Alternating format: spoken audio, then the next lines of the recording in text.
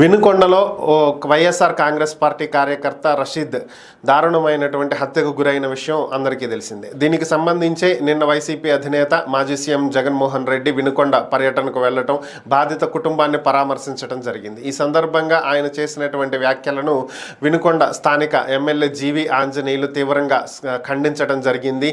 జగన్మోహన్ రెడ్డి ఎవరో రాసిచ్చినటువంటి స్క్రిప్ట్ని తీసుకువచ్చి ఇక్కడ చదవటం కాదని, ఇక్కడ వాస్తవాలు ఏంటనేది తెలుసుకోవాలని చెప్పి ఆయన తీవ్రంగా స్పందించడం జరిగింది.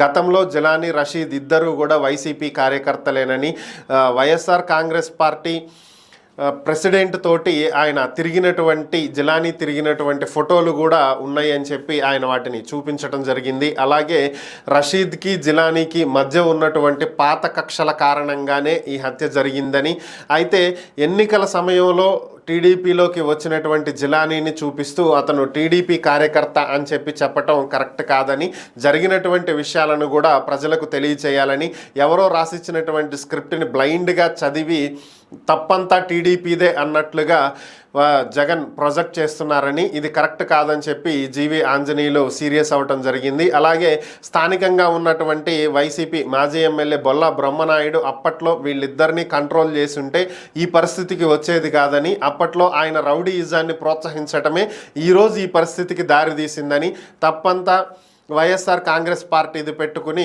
ఇప్పుడు ఈ విధంగా జగన్ మాట్లాడటం అనేది తప్పు అని చెప్పి ఆయన వ్యాఖ్యానించడం జరిగింది.